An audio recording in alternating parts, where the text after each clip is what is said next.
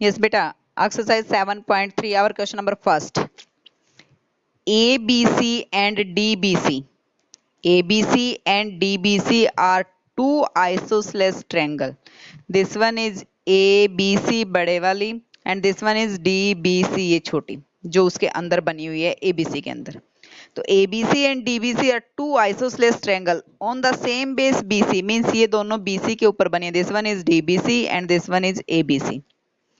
And vertices A and D R on the same side of BC. ये कह रहा है कि जो वर्टिसेस ए एंड डी हैं वो सेम साइड में बीसी के. इफ एडी इज एक्सटेंडेड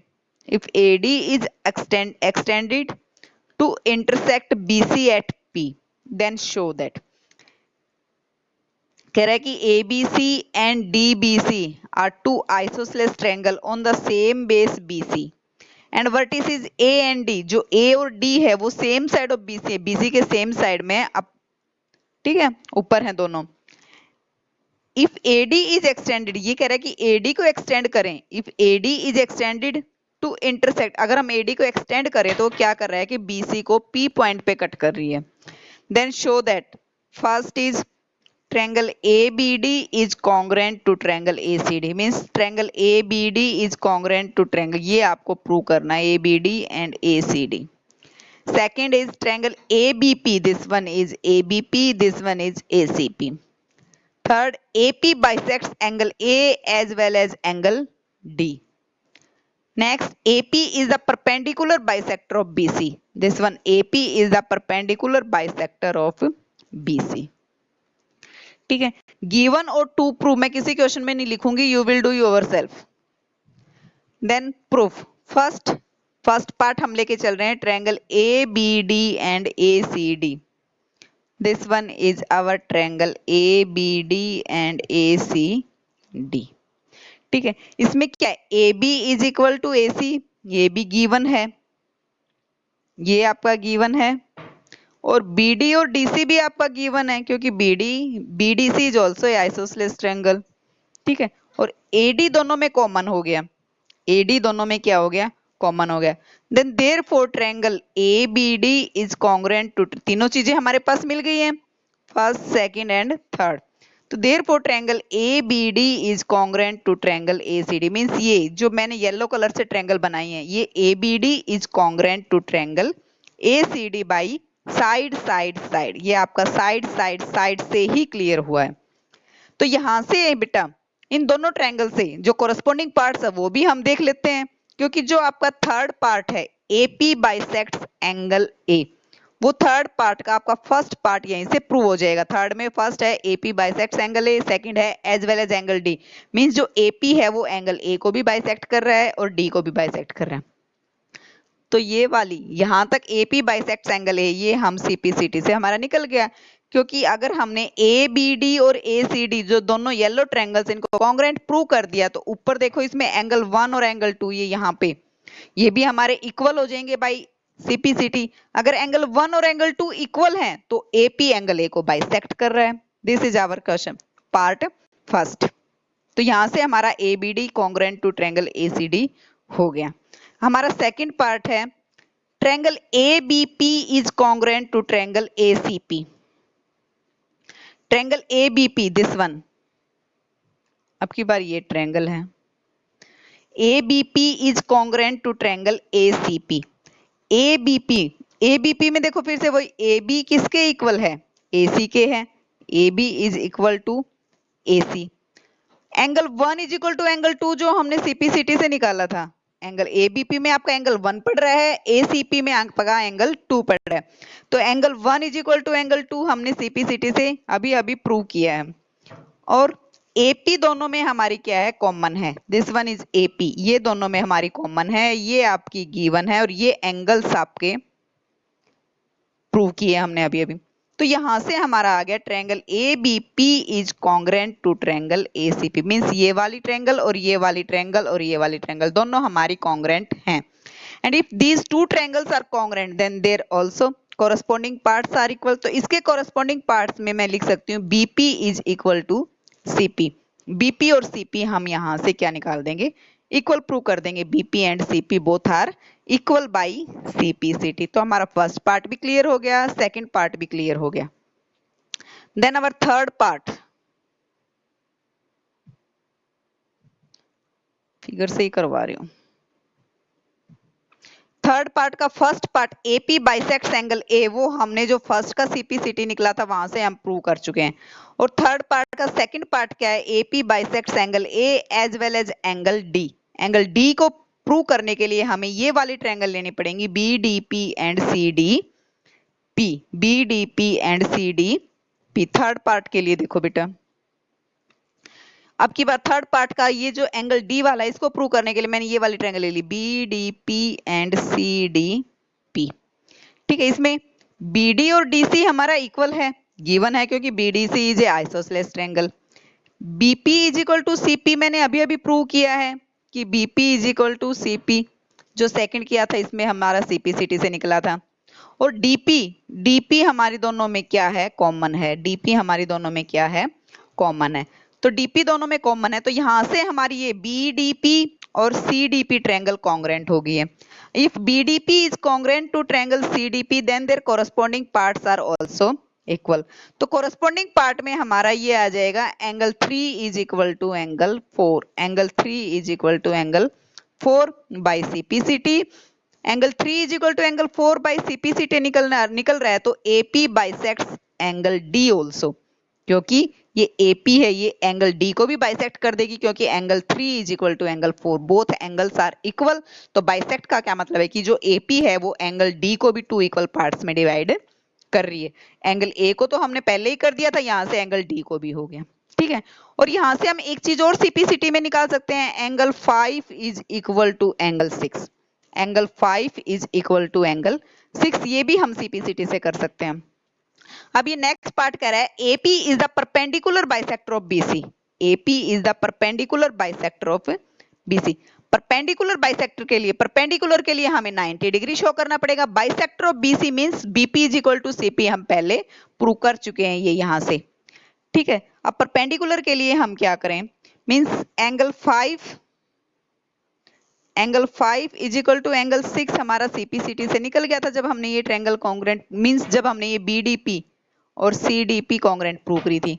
अब ये BC एक स्ट्रेट लाइन है, इसके ऊपर ये एक्सटेंडिंग रे है, तो एंगल 5 प्लस एंगल 6 दोनों का सम कितना हो जाएगा, 90 degree. Means angle 5 plus angle 6 is equal to 90 degree, and both are equal. तो 2 टाइम्स ऑफ एंगल 5 लिख सकती हूं मैं, सॉरी 180 डिग्री, 180 डिग्री बेटा।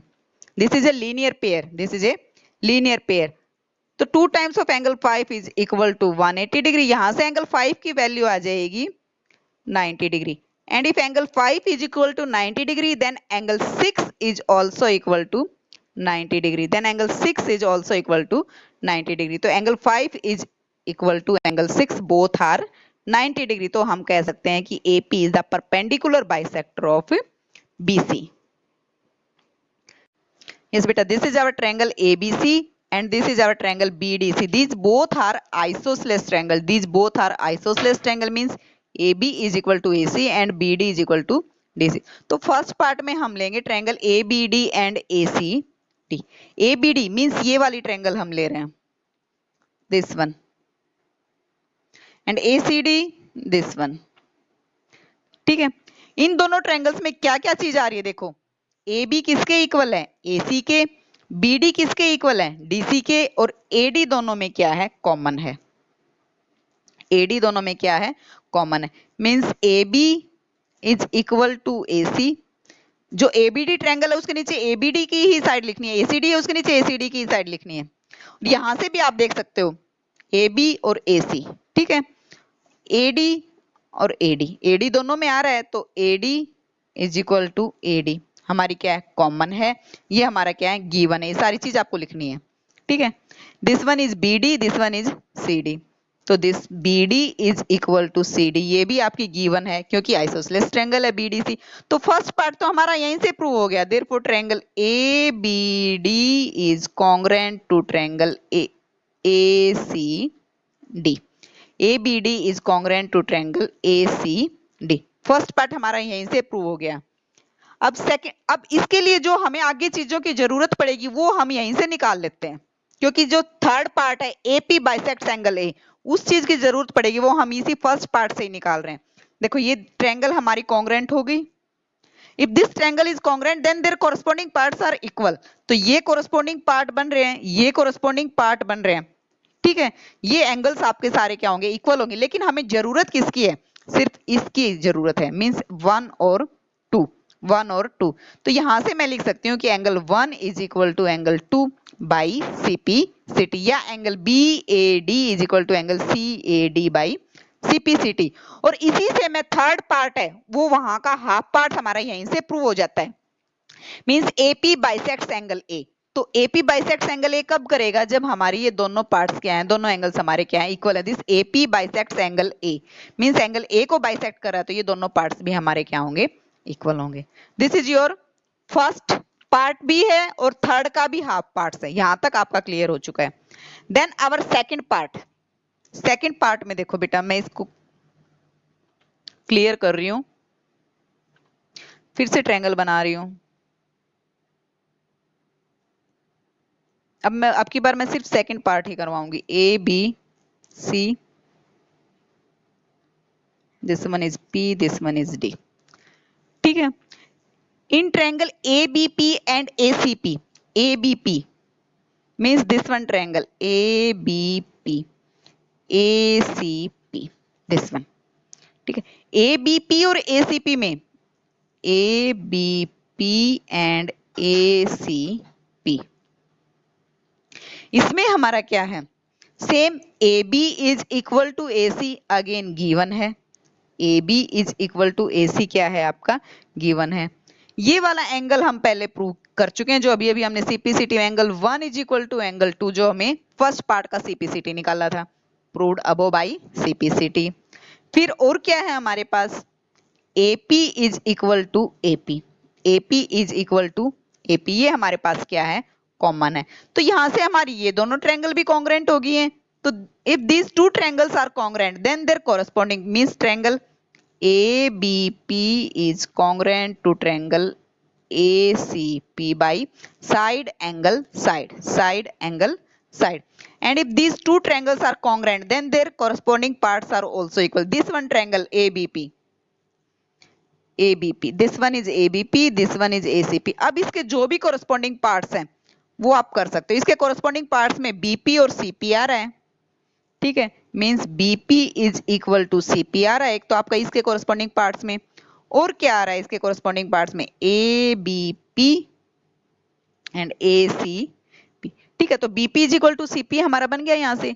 अब BP, अब हमारा थर्ड पार्ट क्या है, AP bisects angle A as well as angle D। यहां से सेकंड पार्ट क्लियर है, BP is equal to CP हमने CPCT से निकाल दिया, ये बाय CPCT,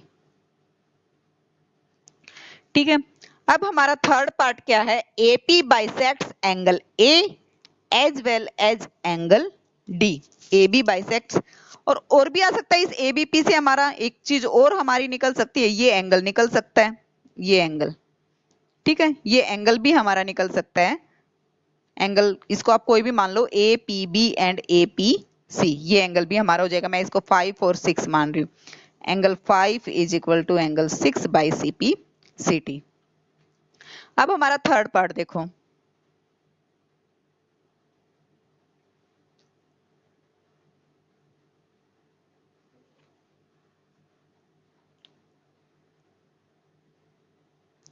थर्ड पार्ट में क्या करें, AP बाइसेक्ट्स एंगल A वो हम पहले प्रूव कर चुके हैं, and AP bisects angle D also. Angle D also के लिए बेटा हम ये वाली ट्रायंगल लेंगे BDP, सॉरी फिर से फिगर बनानी पड़ेगी,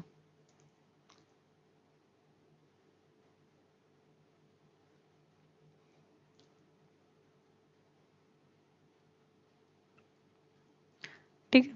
ये हमारा 5 बन गया था, ये हमारा 6 बन गया था, ये हमारा 1, ये हमारा 2, ये दिस इज आवर D। अब हम BDP और CDP को कॉन्ग्रेंट करेंगे। इसके लिए BD और CD हमारे पास है, ठीक है, DP हमारे पास कॉमन है, BP और CP भी हम पहले प्रूव कर चुके। तो बाई साइड साइड साइड से हमारी ये ट्रायंगल क्या हो जाएगी, कॉन्ग्रेंट हो जाएंगी बाई साइड साइड साइड्स। और अगर ये कॉन्ग्रेंट है तो ये वाले एंगल इसके कोरस्पॉन्डिंग पार्ट्स में आ जाएंगे। This is 3, this is 4। Angle 3 is equal to angle 4 by CPCT। अगर angle 3 is equal to angle 4 है तो AP bisects angle D also और एंगल A ऑल्सो। हो गया आपका थर्ड पार्ट भी। फोर्थ में कह रहा है कि AP is the perpendicular bisector. Perpendicular bisector में देखो ये आपकी एक लाइन है, means angle 5 is equal to angle 6 हम पहले प्रूव कर चुके हैं बाय CPCT जब हमने ट्रायंगल ABP और ACP को कॉन्ग्रेंट प्रूव किया था। अब देखो ये आपके पास स्ट्रेट लाइन है, ये स्टैंडिंग रे है, तो एंगल 5 प्लस एंगल 6 हमारे पास आ जाएगा 180 degree by linear pair. Bye linear pair यहां से एक की वैल्यू पुट कर देना, आपकी दूसरे की वैल्यू आ जाएगी, तो वहां से हम कह सकते हैं कि AP is the perpendicular bisector of BC। Is it clear? Yes beta, read out the statement of question number 2. AD is an altitude। altitude मैंने उस दिन बताया था, altitude आपका perpendicular ही है। AD is an altitude of an isosceles triangle, means ABC is an isosceles triangle and AD is an altitude in which AB is equal to AC। AB आपका AC के equal है। Then show that AD bisects BC and AD bisects angle A। वही चीज है, ये जो show that है, ये दोनों पार्ट आपके CPCT से निकल जाएंगे if you will congruent ABD is congruent to ACD। अगर आप ABD को और ACD को congruent प्रूव करोगे तो वहीं से आपके ये दोनों पार्ट्स निकल जाएंगे। देखो इधर फर्स्ट मैं ले रही हूँ triangle given and to prove you will write yourself in triangle ABD and ACD। ABD और ACD में हमारा क्या है, AB is equal to AC given है, ये आपका गिवन है। AB is equal to AC आपका गिवन है। Angle 1 is equal to angle 2 each 90, ये भी आपका गिवन है because AD is an altitude. AD is an altitude, ये AD एल्टीट्यूड है तो एंगल 1 और angle 2 this one angle 1 is equal to angle 2 आपका 90 डिग्री है because AD is a perpendicular. And AD आपके पास दोनों में क्या है, कॉमन है। AD हमारे पास दोनों में क्या है, कॉमन है। First AB is equal to AC given है, AD दोनों में कॉमन है। Angle 1 is equal to angle 2 each 90। Therefore, triangle ABD is congruent to triangle ACD by RHS। अब की बार देखो by RHS हो रहा है ये। RHS कैसे है, ये देखो ये 90 डिग्री का एंगल है, this one is 90 degree. 90 degree के सामने राइट एंगल के सामने हमारी क्या होती है, हाइपोटेन्यूज होती है। RHS कॉन्ग्रुएंसी रूल भी होता है। राइट एंगल के सामने हमारा हाइपोटेन्यूज होता है, ये आपका राइट एंगल है और ये आपकी साइड है, means this is hypotenuse, this is side and this is 90 degree angle. तो यही होती है हमारी RHS। ठीक है, तो ये चीज आपको ध्यान रखना, आपकी कौन सी कॉन्ग्रुएंसी प्रॉपर्टी के द्वारा आपकी ट्रायंगल कॉन्ग्रुएंट हो रही है, बाई RHS हो रही है, बाई साइड साइड साइड हो रही है, बाई साइड एंगल साइड हो रही है, या एंगल एंगल साइड हो रही है। ठीक है, तो ये हमारा हाइपोटेन्यूज है, ये हमारा ये साइड है और ये 90 डिग्री एंगल है बीच में। तो बाई RHS देखो ये इसके सामने हाइपोटेन्यूज हो गया, ये आपकी साइड होगी और ये 90 डिग्री का एंगल हो गया।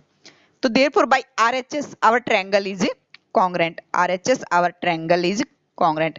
परपेंडिकुलर के सामने हमेशा परपेंडिकुलर के सामने हमेशा हाइपोटेन्यूज होता है। ठीक है, तो if triangle is congruent then their corresponding parts are also equal, means triangle ABD is congruent to triangle ACD। if triangle is congruent then BD is equal to DC by CPCT, BD is equal to DC by CPCT, और angle 3 is equal to angle 4 also by CPCT। अगर first part तो BD is equal to DC से हो गया जो CPCT से, second part भी हो गया एंगल 3, क्योंकि ट्रायंगल कॉन्ग्रुएंट है तो हमारे जितने भी कॉरस्पॉन्डिंग पार्ट्स हैं इसमें जो हम पूछते हैं वही निकालते हैं। लेकिन ध्यान रखना जितने भी बाकी जो पार्ट्स बच गए, अगर हमने ट्रायंगल को कॉन्ग्रुएंट प्रूव कर दिया तो बाकी जितने भी पार्ट्स बच गए वो सारे आपके क्या होंगे, इक्वल होंगे। तो BD is equal to DC भी इक्वल हो गया, angle 3 is equal to angle 4 भी इक्वल हो गया बाई CPCT। ठीक है, तो BD is equal to DC हुआ तो वहां से हमारा आ गया AD bisects BC, and angle 3 is equal to angle 4 हो गया तो वहां से आ गया हमारा AD bisects angle A। AD bisects angle A। Is it clear?